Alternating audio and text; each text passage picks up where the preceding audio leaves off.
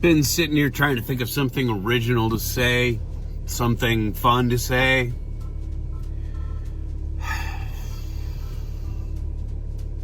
But I'm just not original or fun. That's what I've come to. That's where I'm sitting. Good morning, everybody. I've had a little text exchange with Andre this morning, and I think we need to challenge him because the First 117 network, it's not very much of a network without the First 117. So today, sporting my Green Bay. We're independents. We might go back to some of the locations we hit yesterday, but because it was so bad, had to turn away. There were just too many people. It's Monday! I understand. Mi pierna está rota. Ataje la vaca. Ataje la vaca.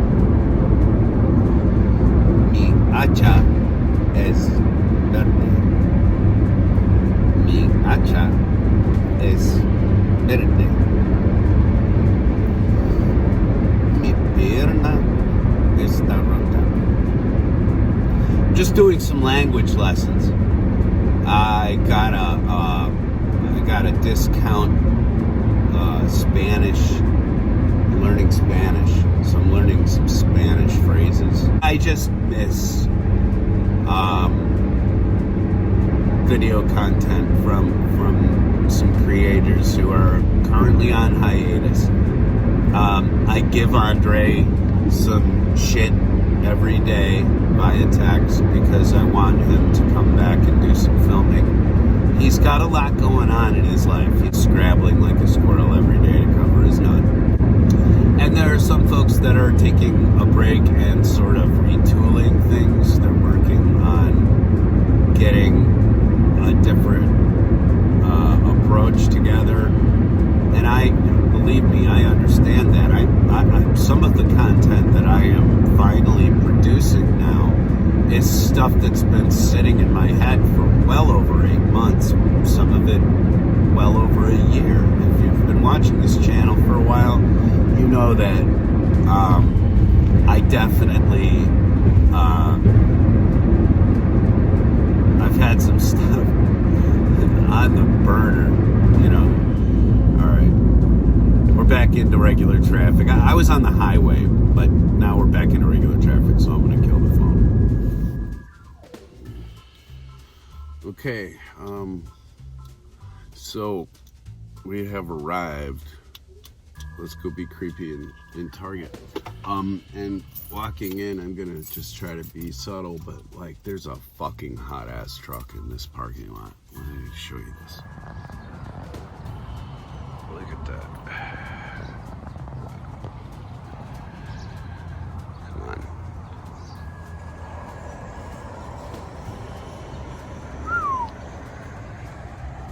Come on. That style.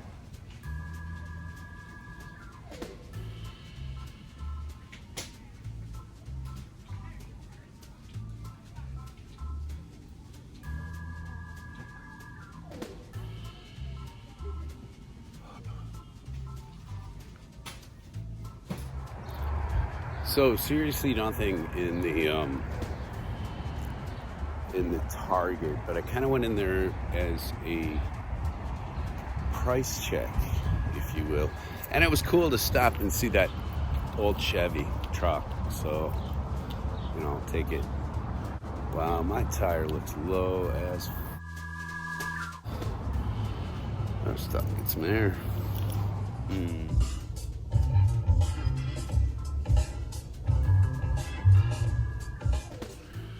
This place was just an absolute disaster last time I was here.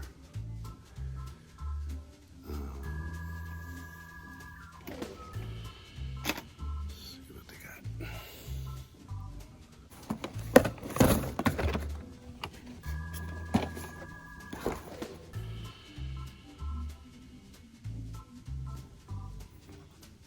because everybody knows Batman has a blaster. Let's see.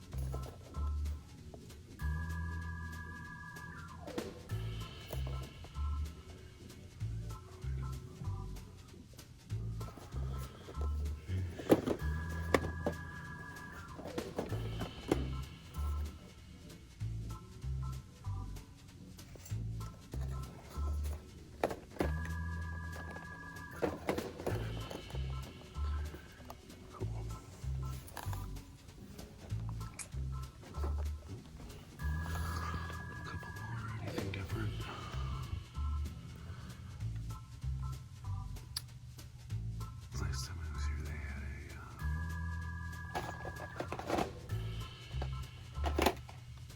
Dragonoid trucks. Terranium.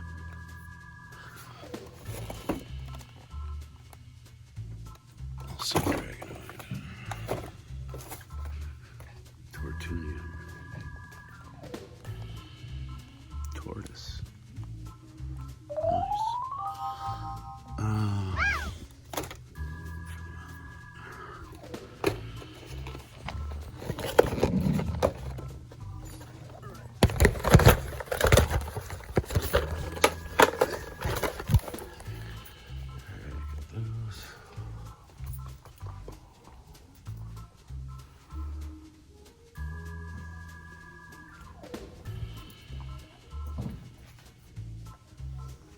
The last time I was here,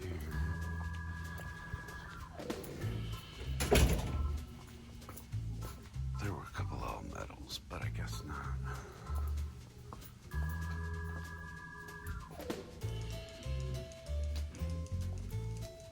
Alright, well, cool.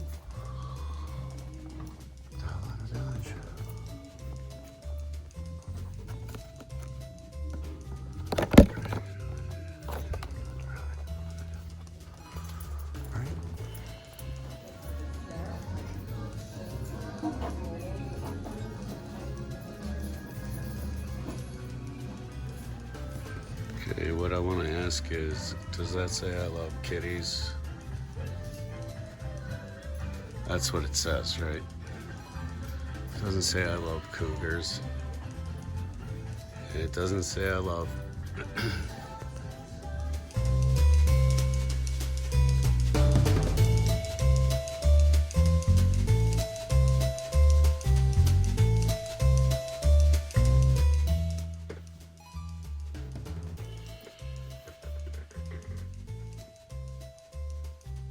What?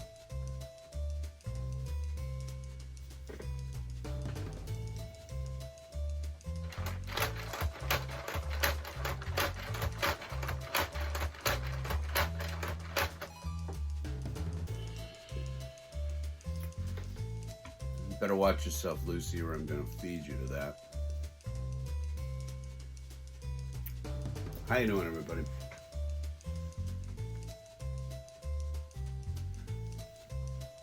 Trying to distract you from the fact that I was eating a peanut butter cracker, but I think it's going to be painfully obvious for the next 10 minutes, I think at the very least, whether I like it or not. So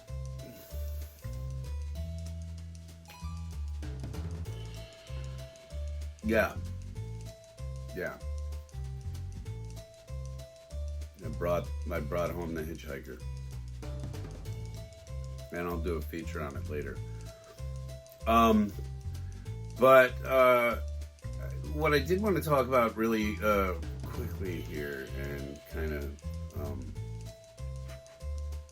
show is what I have come to begin to understand about this trading card game, which has its claws in me, but not because of any card play at the moment.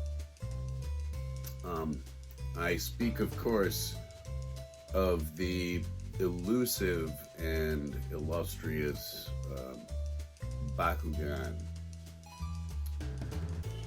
For some odd reason, the last video I did about this kind of blew up, and it was really cool that it did that, but I had no idea about Bakugan, so dropping anything. What I've learned about this so far is that their own creation is something that sort of eludes the makers of this game. But there are like a couple of different basic ways to play it. They all kind of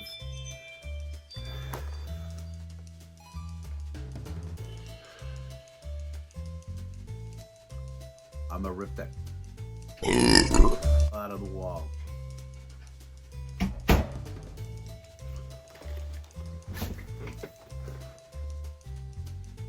Rooms for rent, 50 cents. Where was I? When you have a brain like mine, interrupting at mid-flow of creativity, I'm not capable of very much when it comes to creativity. I'm not the type of person that can sit there and watch TV and be creative at the same time. I have to choose one or the other. So I apologize. Let me try to get back on track here. Where was I?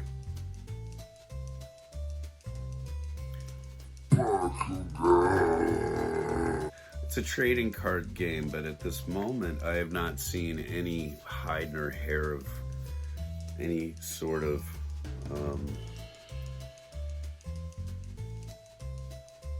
cards. I cannot remember if I've seen starter packs of cards in the wild at stores, but I know I have not seen any at any of the box stores around in our area, with the exception of driving out west. I have not seen the actual cards, whether those be starter decks, which are 40 card decks, or juice packs. And that's sort of the lifeblood, you would think, of a trading card game. But in this case, what they've done too in the course of developing this game, it's gone through a bunch of different iterations as to what you require to play it, but all of those iterations have had one thing in common, and that is the use of 3 Bakugan and their coordinating cards and these cores that come along with each player piece too. The interesting thing about these to me was that they've got what appears to be a label over the back of this. I'm not sure what I'm supposed to do. Can anybody who reads any language on there pause your screen and let me know what they're saying. This doesn't strike me as the kind of thing that would be on a toy that they would put in America, although this might be how you open things up to get them. I'll never know.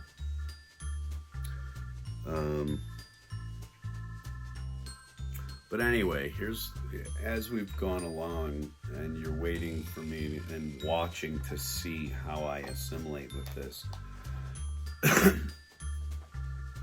it is in fact a trading card game. I've seen it online. I've seen the cards available, but I've not seen any stock of cards anywhere. And I like Pokemon or Digimon or any of these other mons.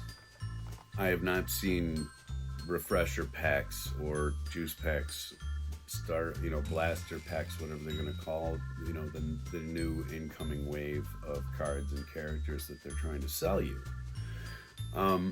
So that's kind of weird. But then too, I don't see hardly any of these trading cards currently available anywhere, so maybe there's a shortage and I don't know.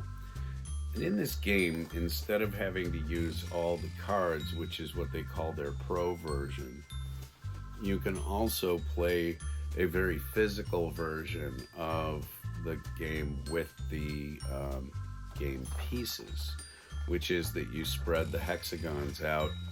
Each player takes turns putting hexes out, and so each one's got to touch another one. You can't just start an island, but you center them in the middle, and then from certain distances out, you roll these, and they have magnets in them, and so do the cards or the cores. And the reason why I say cards or cores is because they come with cores, but they also come with what's called a gate card. Nobody really tries to explain that to you in a lot of the videos that I've watched, the more popular videos. One of the guys that I've watched has done a fantastic job of breaking down what I consider to be probably one of the craziest things I've heard of since Pokemon. But unlike Pokemon, this is an actual, like, collect an army, grab the ones you like, grab the rare ones,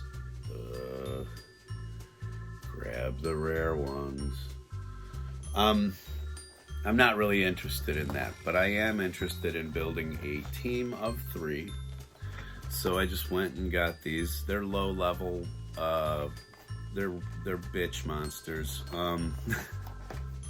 They don't have a lot of strength, but it's not like I'm gonna go out and join a Bakugan tournament anytime soon, and B, there's plenty to learn if I did want to go play this even against kids on a playground somewhere, which I'm not gonna do because it's creepy, and I'm just not into clicks for that. I did this morning when I was at Target, I saw one that was marked Elemental Rare, but I wasn't willing to pay $10 for one of these things when really I just needed a team of 3 that are slightly different weighted and are going, each one of these things actually spins a little differently, rolls a little differently, and there are actual, believe it or not, kind of like tiddlywinks and marbles, there are people out there that are really good at rolling Bakugan balls into the little minefield of cores. Yeah, I feel like I've wasted my life too. Anyway, they can do these trick shots and stuff that almost, some of it looks a little bit like centering on like pool shots, in that they can snipe the actual tile they want. Out of a set of 6 or 9 of them, they can actually like roll across several and nail one that they want out of this whole hive, is what they call it, the hive cluster or whatever. They're hexagon chips, so it makes sense. So the impressive part of it to me, recounting, and if you haven't watched any of these sort of Bakugan centered shows I've done recently, to start with, I'm really impressed with the engineering of these toys, okay, because this little fold out toy here turns into a perfectly rolling sphere.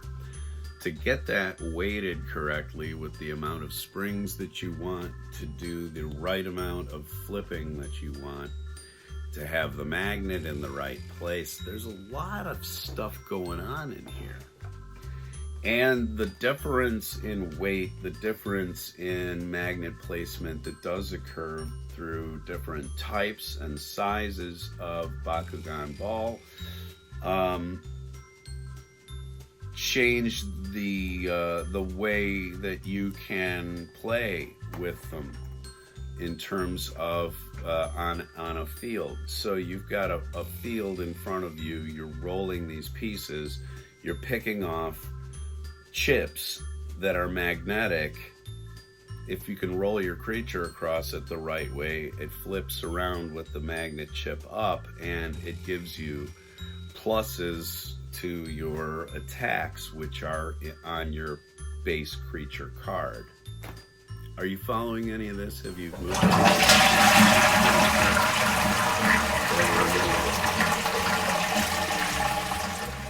All of this is amazingly difficult to learn as an adult.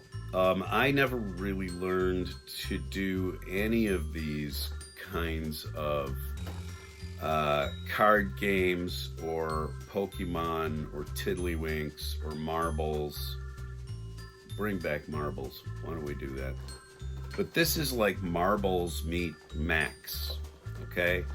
So you roll them at each other across, say, a 24-inch mat, a 28-inch face-to-face mat.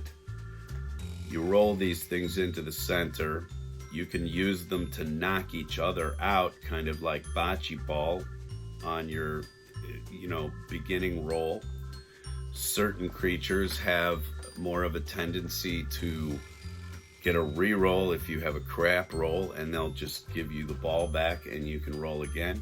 If nobody opens on their roll, then everything's considered a draw. There's a whole bunch of there's like a strategy, not like, but it is. There is a ton of strategy to rolling on these chips that get set out randomly by both players. Okay, that is one way you can play it.